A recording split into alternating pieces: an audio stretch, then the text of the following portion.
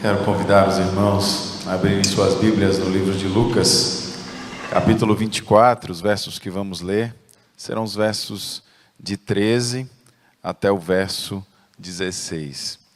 Quero dizer da minha alegria em poder ver esse grupo de cordas tão bonito, né, Neto? Tão inspirador para todos nós, ver o irmão Augusto aqui tocando, depois de uma cirurgia aí nas mãos. O irmão Augusto é meu companheiro de cirurgia de mão, né? A gente é atendido pelo mesmo médico e vira e mexe a gente conversa ali das dores, se é assim mesmo que funciona. Mas ver o irmão Augusto aqui tocando realmente é algo que mostra o poder de Deus e o cuidado de Deus para com cada um de nós. Lucas, capítulo 24, versos de 13 a 16. E o tema da nossa reflexão de hoje é um amor que nunca morre. Esse é o tema da nossa reflexão dessa noite. E confesso aos irmãos que essa certeza de que o amor jamais morrerá me veio por uma mensagem que eu recebi de uma jovem de nossa igreja, uma jovem muito especial para a minha família, para todos nós. E em um dos seus escritos, na sua mensagem, ela citou Mário Quintana, que diz assim: a amizade é um amor que nunca morre. E de fato, o elo de amizade jamais se acaba. Um elo de amizade jamais morre. É o amor descrito pelo apóstolo Paulo como um elo perfeito. Um elo que jamais morrerá, como diz Paulo lá em Colossenses, na carta aos Colossenses. Mas vamos ao texto sagrado, Lucas 24, 13 a 16. Vamos conversar nesse texto sobre uma amizade especial entre dois homens, entre dois discípulos de Jesus, que diz assim: naquele mesmo dia, 2 seguidores de Jesus estavam indo para um povoado chamado Emaús, a 11 quilômetros de Jerusalém. No caminho, conversavam a respeito de tudo o que havia acontecido. Enquanto conversavam e discutiam, o próprio Jesus se aproximou e começou a caminhar com eles. Mas os olhos deles foram impedidos de reconhecê-lo. Feche seus olhos, vamos orar. Pai querido, muito obrigado, Senhor. Muito obrigado por tudo quanto o Senhor já falou aos nossos corações nessa noite. E o que te pedimos, Senhor Deus, é que o Teu Santo Espírito use, Senhor Deus, na minha vida para falar ao Teu povo. É a oração que fazemos no nome de Jesus. Amém e amém. Esse é o registro do encontro de Jesus com os discípulos que iam no caminho de Emaús. É um texto muito conhecido, um texto rico e cheio de lições teológicas, cheio de lições preciosas para as nossas vidas.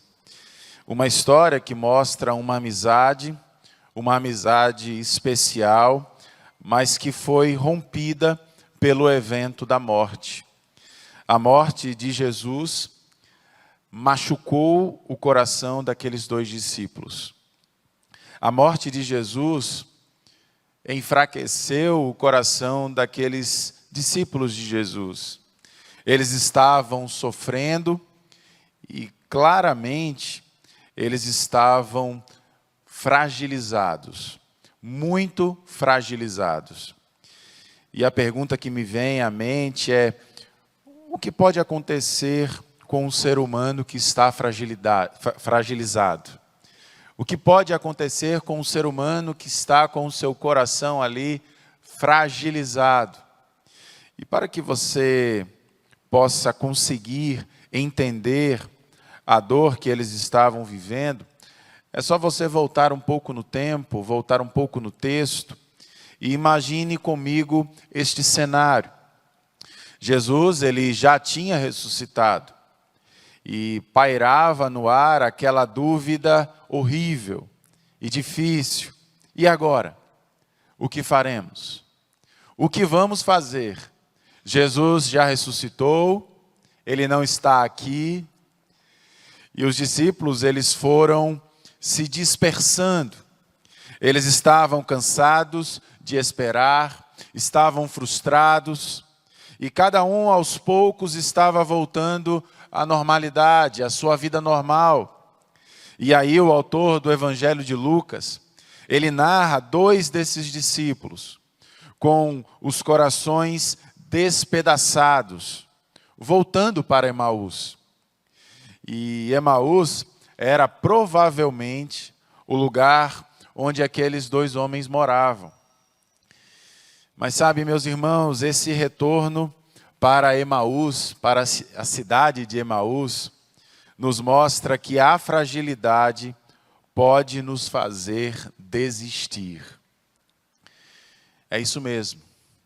A fragilidade, a dor da perda, pode nos fazer desanimar, pode nos fazer desistir, pode apagar dos nossos olhos a motivação, a esperança para continuar, para prosseguir. Veja só o que diz o verso 13 do texto sagrado, do capítulo 24 de Lucas. Diz assim: naquele mesmo dia, 2 seguidores de Jesus estavam indo para um povoado chamado Emaús, a 11 quilômetros de Jerusalém. Perceba comigo que Jerusalém era o lugar onde naturalmente eles deveriam estar. Era a cidade onde tudo estava acontecendo. Era a maior cidade, era a cidade onde tudo acontecia. E ambos estavam seguindo na contramão, deixando Jerusalém e voltando para casa, totalmente frustrados, deixando Jerusalém, voltando para casa, totalmente arrasados com a experiência que tiveram nos últimos dias ali na capital, Jerusalém. Aqueles discípulos no caminho para Emaús estavam voltando para casa no mesmo dia em que Jesus havia ressuscitado. Era o domingo da ressurreição. E provavelmente ali era um final de tarde, e Emaús ficava na direção poente. O céu devia estar muito bonito, muito lindo, começando a noitinha do dia em que Jesus Cristo venceu o pecado, venceu a morte, no dia em que Jesus ressuscitou dentre os mortos. E eu lhe pergunto, por que em vez de celebrar juntos a ressurreição de Cristo, eles estavam tão frustrados voltando para casa? Porque ao invés de estarem juntos celebrando esta grande vitória sobre a morte, sobre o pecado, eles estavam voltando para sua casa, para suas casas, frustrados, tristes. No tempo de Jesus, durante a Páscoa, sua população era de aproximadamente 55 mil pessoas. E Jerusalém, na época da Páscoa, deixava de ter 55 mil pessoas e passava a ter 250 mil pessoas. E eles ainda assim voltaram para suas casas e enfrentaram o perigo da estrada. Não era algo fácil, era algo difícil de voltar para casa, enfrentar aqueles 11 quilômetros perigosos. Sair de Jerusalém para Emaús era deixar o privilégio de estar próximo às comunidades de Jesus e caminhar rumo à indiferença de um lugar longe, de um lugar afastado das comunidades, um lugar distante dos grupos que buscavam Jesus, do movimento de Jesus. Mas sabem, irmãos, Há momentos em nossas vidas em que, mesmo diante de um evento tão extraordinário como o da ressurreição, mesmo diante de uma coisa tão maravilhosa e tão boa como a ressurreição, queremos a todo custo fugir para Emaús. Queremos nos distanciar, queremos nos afastar. Eu mesmo, quantas vezes, meus irmãos, quantas vezes desejei e desejo regressar, voltar. E todos nós somos assim. Todos nós temos os nossos momentos em que queremos desistir, em que queremos parar. Todos nós passamos por períodos em Jerusalém, onde experimentamos tantas experiências de milagres e de transformação ao lado de Jesus. Tantas coisas maravilhosas experimentamos na casa do Senhor, mas depois vem um problema, mas depois vem uma dificuldade, depois vem um casamento destruído, ou talvez a porta do desemprego aparece em nossa casa, ou até mesmo estamos orando por algum tempo, por uma bênção, e essa oração não é ouvida, ou talvez a enfermidade também bate à nossa porta. São muitas situações que muitas vezes nos fazem pensar desistir. Tudo isso muitas vezes nos leva a caminhar para a periferia de Jerusalém e nos afastamos do lugar onde realmente deveríamos estar.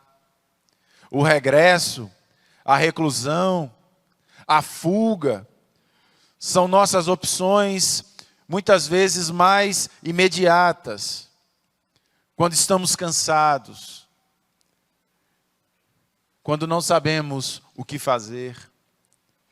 E querem saber, irmãos, esses dois seguidores de Jesus, esses dois discípulos, eles começaram com uma expectativa.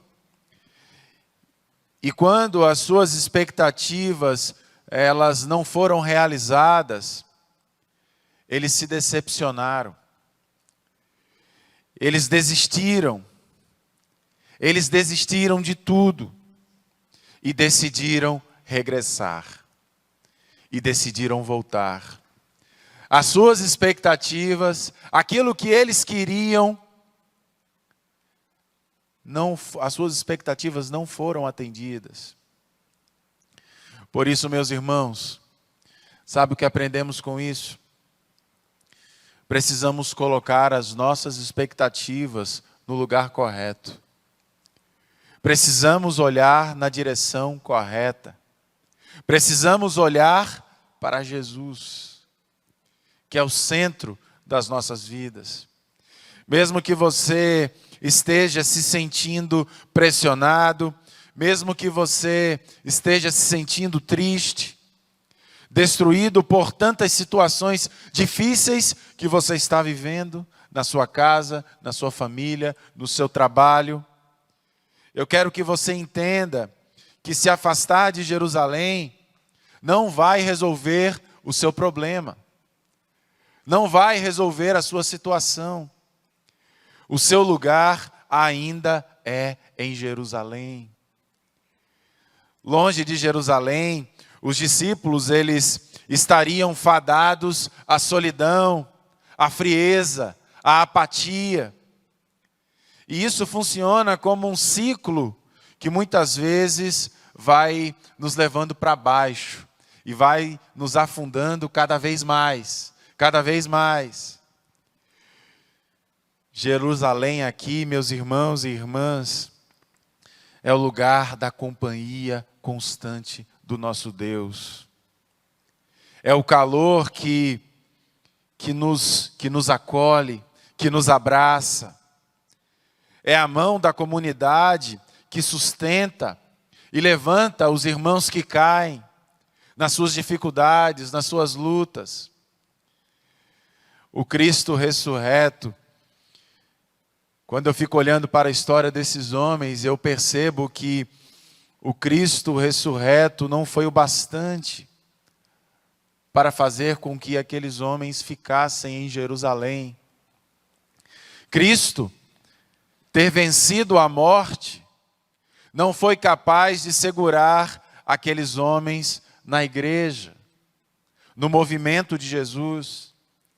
A decepção desses discípulos se agravava na medida em que eles ficavam debatendo e remoendo e falando das situações, tudo o que viram acontecer ali em Jerusalém.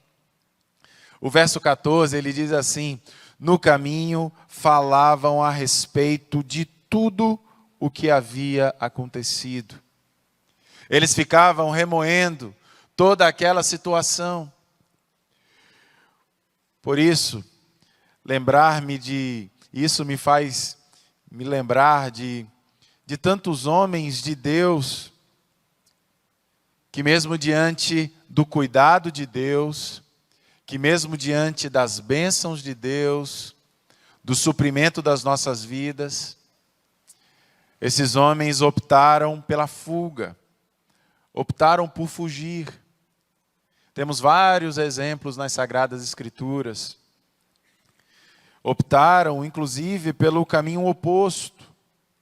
Eu me lembro aqui da história de Jonas, que é uma história muito conhecida de todos nós. Ele optou por fugir.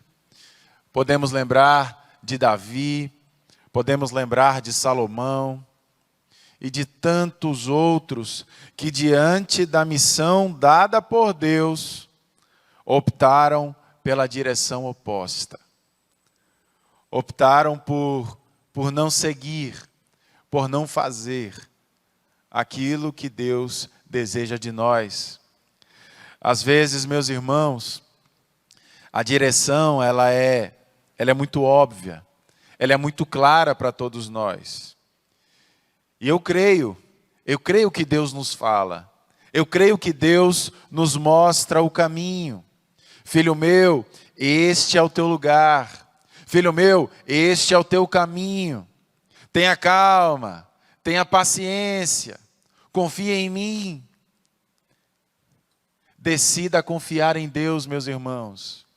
Decida descansar em Deus. Mas muitas vezes o nosso desânimo nos faz regressar.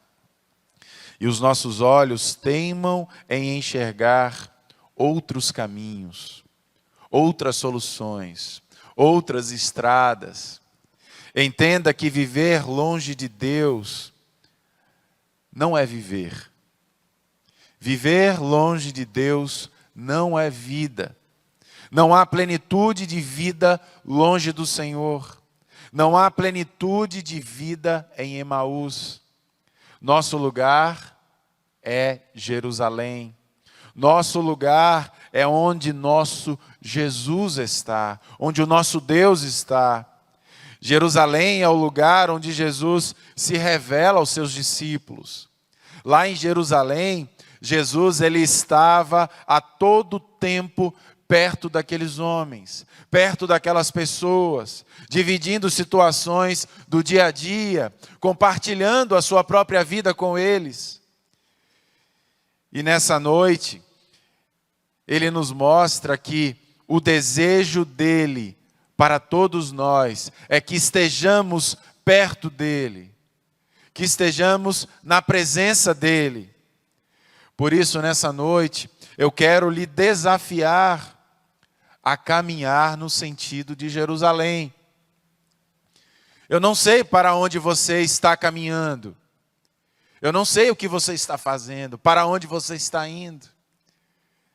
Mas eu quero lhe dar um desafio nesta noite, a você parar o que está fazendo e caminhar na direção correta.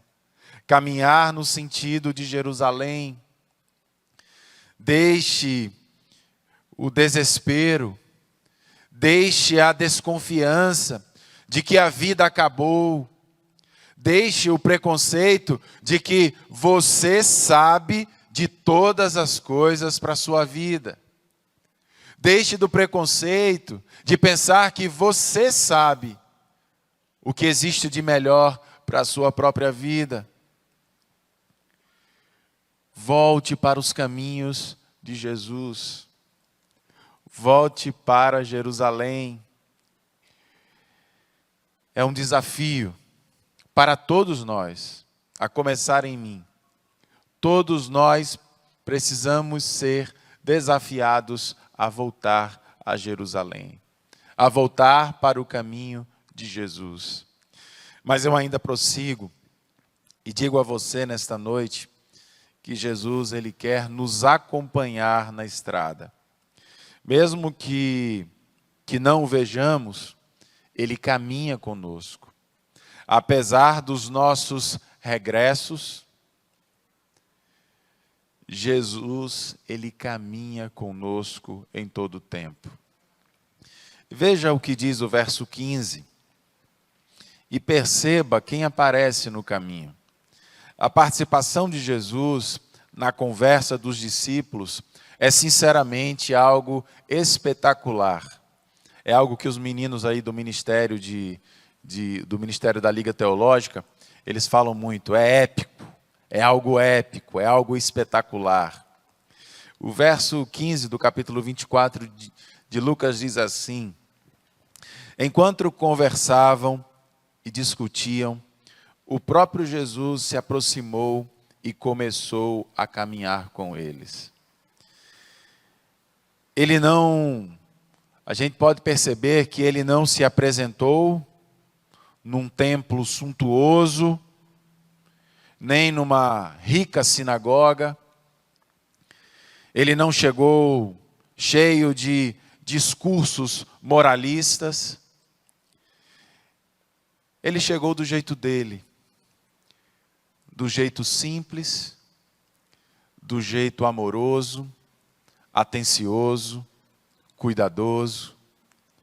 Jesus estava naquela estrada de terra que os levava de Jerusalém a Emaús. Mas os discípulos de Emaús ainda não sabiam quem era aquele homem que caminhava com eles. Eles não conheciam, eles não conheceram Jesus. Eles ainda não haviam identificado quem estava com eles ali, a importância daquela pessoa com eles. Mas mesmo assim eles pediram que aquele homem continuasse com eles. Foi um gesto de generosidade para com um estranho, para com um homem que eles não conheciam. Mas foi também um gesto de admiração.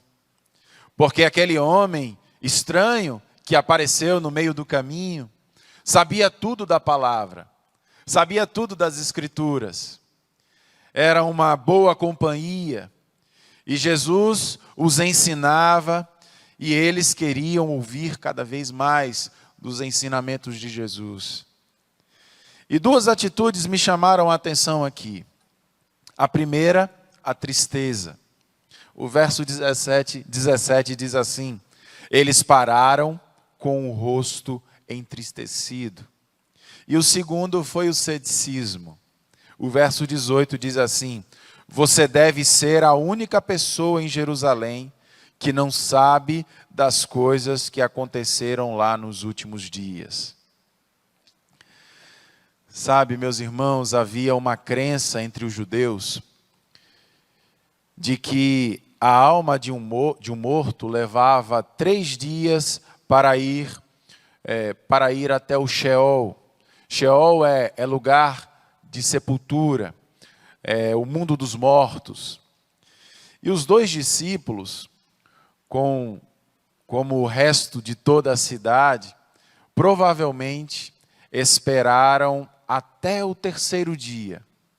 E já que não tinham visto Jesus, tomaram um sinal. Obrigado, meu filho. Isso aqui é um filho, meus irmãos.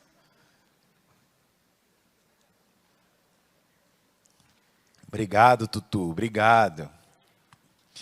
E os dois discípulos, como o resto de toda a cidade, eles provavelmente esperavam ali até o final do terceiro dia. E já que não tinham visto Jesus, tomaram como um sinal de que o Senhor já havia chegado no Sheol. E alguém, então, deveria ter roubado o corpo de Jesus. Coitado daqueles homens. Estavam completamente doutrinados pela superstição do povo, envenenados pelas próprias opiniões e profundamente influenciados pela opinião pública. Eles esqueceram de todos os ensinamentos que eles haviam vivido ao lado de Jesus. Mas havia ainda uma situação mais profunda para tudo o que eles estavam passando. Os seus olhos, eles não conseguiam enxergar naquela situação o Senhor ressurreto. O verso 16 diz assim: os olhos deles, porém, estavam como que impedidos de reconhecê-lo.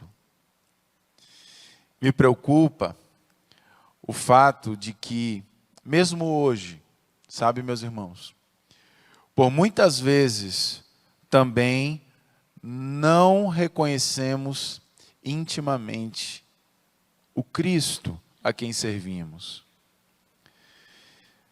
O desejo intenso de que Deus faça o que queremos em nossas vidas, a nossa vida de oração super inconstante muitas vezes e imatura, nossa pouca leitura do texto sagrado, significam também uma opção pelo caminho oposto ao caminho de Jesus. Que isso fique claro para todos nós. A nossa fé deve ser fundamentada, meus irmãos, na palavra de Deus, no texto sagrado, e não no desespero de uma situação, e não no desespero de que Deus faça exatamente aquilo que queremos, no tempo que queremos, na hora em que queremos. Nosso desejo deve ser buscá-lo pela fé, independentemente das preciosas misericórdias dele para conosco.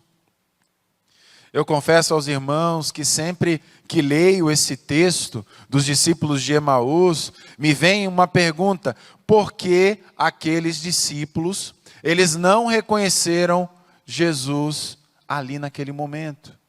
Por que eles não reconheceram Jesus antes? Os comentaristas bíblicos, eles dizem que é provável que o seu corpo glorificado, ele representasse uma dificuldade para ser reconhecido. Mas eu quero sugerir aqui um outro motivo. Infelizmente, irmãos, há muitas pessoas aqui hoje procurando um Jesus errado. Um Jesus que não existe. Pela palavra de Deus, pelo texto sagrado, eu aprendo que Jesus cura. Ele tem o poder de curar. Mas ele não deve ser procurado apenas porque cura. Pelo texto sagrado, pela palavra de Deus, Jesus, ele consola. Mas ele não deve ser procurado, ele não deve ser buscado apenas porque consola. Pelo texto sagrado, pela palavra de Deus, Jesus abençoa. Mas ele não deve ser procurado apenas porque abençoa. O cristianismo não é um campo restrito a milagres, embora Jesus ele tenha o poder de fazê-lo. Embora Jesus ele tenha o poder de curar, de abençoar, de consolar. Isso aqui, meus irmãos, o texto sagrado, a palavra de Deus, o cristianismo, não é, nem nunca foi, um balcão de negócios, onde negociamos as nossas bênçãos. Ele é Deus.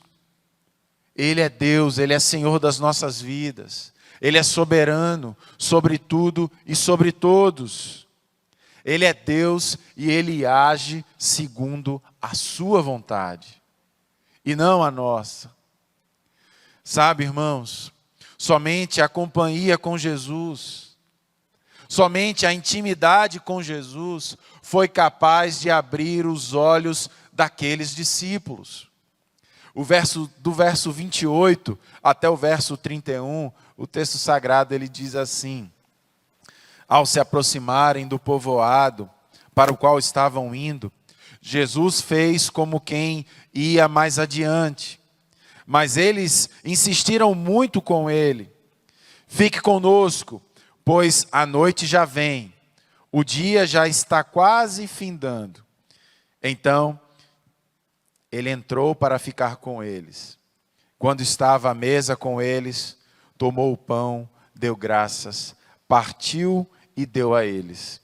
Então, os olhos deles foram abertos e o reconheceram, e ele desapareceu da vista deles. Meus irmãos, só diante de uma situação como essa, aqueles homens, aqueles discípulos entenderam que eles puderam ver Jesus somente quando tiveram uma intimidade profunda e verdadeira com o Senhor Jesus. Somente quando eles tiveram convivência com o Senhor Jesus. Somente assim eles puderam vê-lo. Sabe, irmãos, Deus, Ele está disponível a cada um de nós, desejando sempre, em todo tempo, caminhar conosco, nos convidando a conviver com Ele. Sem convivência, não há intimidade. Sem convivência, não há relacionamento.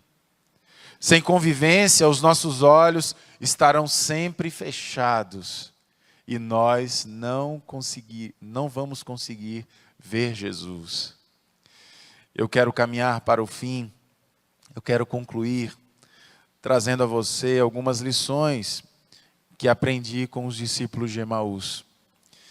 E a primeira é que hoje é o dia de caminhar na direção de Jesus. Não é amanhã, não é depois de amanhã. Hoje é o dia. Agora, este é o momento de caminhar na direção de Jesus. Isso significa que hoje temos oportunidade de colocar Jesus no centro das nossas vidas. Ele precisa ser o nosso foco maior, irmãos. Ele precisa ser o horizonte que devemos perseguir. Se Ele é o nosso foco, precisamos reduzir as nossas distrações, as distrações que muitas vezes nos seduzem e nos levam e nos distanciam da presença de Deus. Cabe a mim e a você escolher, abandonar, tirar das nossas vidas essas distrações que nos levam para longe de Jesus.